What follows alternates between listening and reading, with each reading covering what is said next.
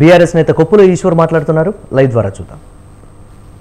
అది గురుకుల పాఠశాలల ద్వారా, గురుకుల పాఠశాల విధానం ద్వారా అని మాత్రం ఈ సందర్భంగానే మనం చేస్తా ఉన్నాం. అదేవిధంగా ఈరోజు మరి ఇంత పెద్ద మొత్తంలో ఉద్యోగ అవకాశాలు కల్పించడం, విద్యార్థులకు ఉన్నతమైనటువంటి చదువును అందించేటువంటి ప్రయత్నం చేయడం, ఇవన్నీ ఒకవైపు జరిగితే మరి ఈ రాష్ట్రంలో ఉన్నటువంటి ప్రభుత్వం, ముఖ్యమంత్రి వచ్చిన తర్వాత దీన్ని ఖ్యాతిని, స్థితిని పెంచి ఇంకొక 5 లక్షల మందికి ఉన్నత విద్యను అందించేటువంటి ప్రయత్నం జరగాల్సింది పోయి ఈ గురుకులాల మీదనే ఒక ఉక్కుపాదాన్ని మోపేటువంటి ప్రయత్నం జరుగుతుంది. ఇది మేము ప్రజలకు ఖచ్చితంగా దీన్ని అర్థం చేసుకోవాలని చెప్తా ఉన్నాం. అదేవిధంగా ఇంకొక మాట కూడా నేను చెప్తున్నా, ఈ ముఖ్యమంత్రి గారు మాట్లాడినటువంటి మాటకు అర్థం పర్థం లేదని కూడా నేను చెప్తా ఉన్నా. ఎందుకంటే మానవ సంబంధాలు ఏవో దెబ్బతింటున్నాయని ఒక అధ్యయనంలో తెలిసిందని చెప్పినటువంటి ముఖ్యమంత్రి గారు ప్రజలు దీనిపైన ఏ విధంగా స్పందిస్తుందో కూడా ఒకసారి ఆలోచన చేయండి. ఈరోజు గురుకుల పాఠశాలలో చదువుకోవడం కోసం, సీట్ల కోసం అప్లై చేసేటువంటి విద్యార్థుల సంఖ్య చూసినట్టయితే ఒక్క సీటుకు 10 అప్లికేషన్లు, అంటే దాదాపుగా 40 నుంచి 50 వేల మంది అప్లికేషన్ చేసుకుంటా ఉన్నారు. 50 లక్షల మంది, 40 లక్షల నుండి 50 లక్షల మంది అప్లికేషన్ చేసుకుంటా ఉన్నారు.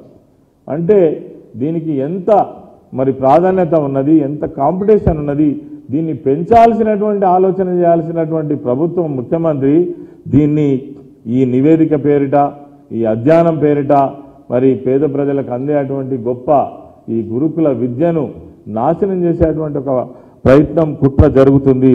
దీన్ని ప్రజలు ఖచ్చితంగా గమనించాలి. అదేవిధంగా మేము హెచ్చరిక చేస్తున్నాం, ఎస్సీ వర్గాల తరఫున, ఎస్టీ వర్గాల తరఫున, బీసీ మైనారిటీ వర్గాల తరఫున గురుకుల పాఠశాలల విద్యా విధానంలో మీరు ఇంకా ఉన్నతంగా పెంచే ప్రయత్నం చేయండి. మేమున్నప్పుడు సిఓఈ సిస్టమ్ తీసుకొచ్చినాం. ఏవైతే ఇప్పుడు ఉన్నటువంటి ప్రైవేట్ విద్యా సంస్థలకు ధీటుగా సిఓఈ సిస్టమ్ తీసుకొచ్చినాం. విద్యార్థులకు ఒక ఆత్మస్థైర్యాన్ని కల్పించినాం. ఎన్నడూ కూడా అందులో చదువుకునేటువంటి పిల్లలు మేము ఇంత గొప్పగా అవుతామనేటువంటి ఊహ కూడా రానటువంటి పరిస్థితులలో మేము ఆ రోజు కల్పించినాం. దీన్ని పెంచే ప్రయత్నం చేయండి. దీన్ని ఇంకా బడ్జెట్ పెంచండి, ఇంకా గురుకుల పాఠశాలల సంఖ్యను పెంచండి, మరి ఇంకా వేల లక్షలాది మందికి మంచి విద్యను అందించే ప్రయత్నం చేయండి తప్ప దీన్ని తుంచేసే ప్రయత్నం జరుగుతుంది. మేము హెచ్చరిస్తూ ఉన్నాం ఈ అన్ని వర్గాల తరఫున. గురుకుల పాఠశాలల పైన ఏ రకమైనటువంటి మరి ప్రతికూల చర్యలు తీసుకున్నా తప్పక విద్యార్థి ఉద్యమం, మరి విద్యార్థుల తల్లిదండ్రుల ఉద్యమాన్ని తప్పకుండా నిర్వహిస్తాం. దీనికి ఏ రకమైనటువంటి మరి ఆటంకం కలిగినా ఊరుకునే సమస్య లేదని కూడా ఈ ప్రభుత్వాన్ని మేము హెచ్చరిక చేస్తూ ఉన్నాం. అదేవిధంగా అసలు విద్యకిచ్చే ప్రాధాన్యత ఈ ప్రభుత్వం ఏంది?